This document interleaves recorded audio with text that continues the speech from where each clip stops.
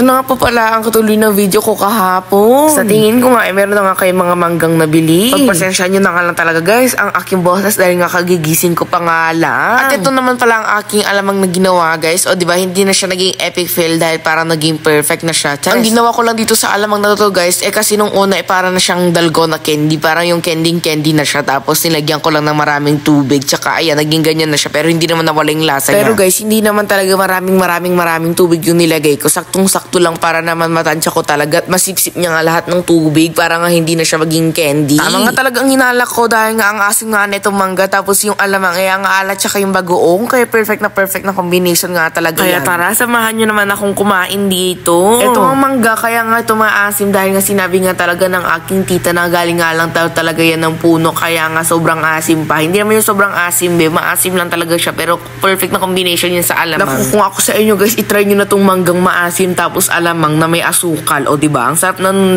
sausaw mo pa sa bagoong. Tamang kain na nga lang talaga ako dito sa Gedli. Paano ba naman kasi ang sarap-sarap naman talaga ng mga sauce na ginawa ko. Yung about naman guys sa bagoong ay nilagyan ko nga lang pala yan ng konting asukal para nga hindi nga talaga yan maalat. Kasi guys baka magkasakit naman na tayo sa bato kapag sobrang alat naman ng kinakain natin. Ang asim tas ang alat. O ayan, ang asim kilig, ang asim kilig. Naku, sana nga lang talaga hindi nga ito makita ng mga buntis. Kasi ito talaga ang mga kinikrave ng mga buntis kapag buntis sila. O diba? Paulit-ulit. Kitang-kita nyo naman na siguro kung paano ko nga nakuha talaga yung tamang texture ng alamang na nabibili natin sa Gedli. Parang ganyan na nga talaga. Buti nga lang talaga naisipan ko nga lalagyan ng tubig para naman may revive pa. Nung una nga nag-aalangahanin nga ako. Kala ko nga talaga hindi ko na nga ito ma-perfect. Alam nyo ba kung bakit? Dahil nga parang na talaga siyang candy. Pero buti nga naisipan ko nga lagyan ng tubig. O diba? Ang galing-galing talaga. I think para sobrang sarap sa akin yung ginawa kong alamang sauce. Alam nyo ba kung bakit? Dahil nga naparami nga talaga ang lagay kong sugar. Tapos manamis nga talaga ang alamang. Sayang nga talaga wala nga kaming nabiling sili dahil ilalagay ko nga talaga yan sana dito sa may alamang. Kaso nga wag na ba't baka mag-akal moranas na naman lalo ako. Lalo na guys, nung kumain ako ng samyang, Diyos ko mga 30 minutes parang umaapoy na yung tiyan ko. Tapos nung nag-poop ako parang sobrang anghang. Basta hindi nga ako nagkamali na sobrang na-traumatize talaga ako dun sa samyang ko nakain. I think yun na yung pinakalas kong kakain ng samyang kasi nga yun nga talaga.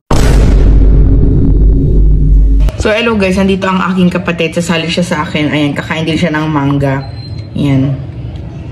So, wag mo nang i-judge yung gawa ko na yan. Kasi, akong talagang gumawa yan and na epic fail siya. Hindi ko alam kung na epic fail or what. Masarap naman. Ayan, masarap na. Tsaka may bagoong and eto nga, alamang.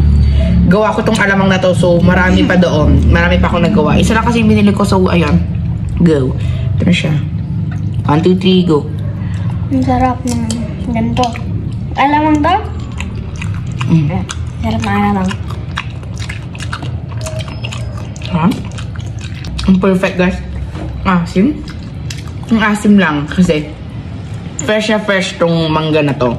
Galing pa siya ng, sabi nila kakapitas lang daw dito galing puno. Kaya naniniwala ako kasi sobrang asim niya.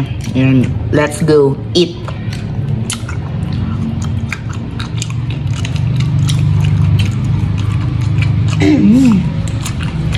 Ito guys, ang sarap nung alamang nagawa ko kasi matamis-tamis siya. Sobrang dami kong nalagyan na asukal. Tapos na ako nun, na parang kinabahan ako nun kasi akala ko ma-epic fail ako kasi nga para na siyang candy. Ngayon na-perfect ko siya.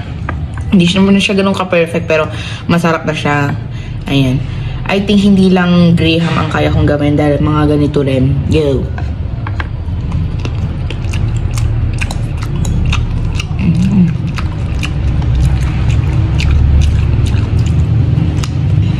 Sarap. So yun lang muna guys for today's video. Maraming salamat sa panonood. So ayan.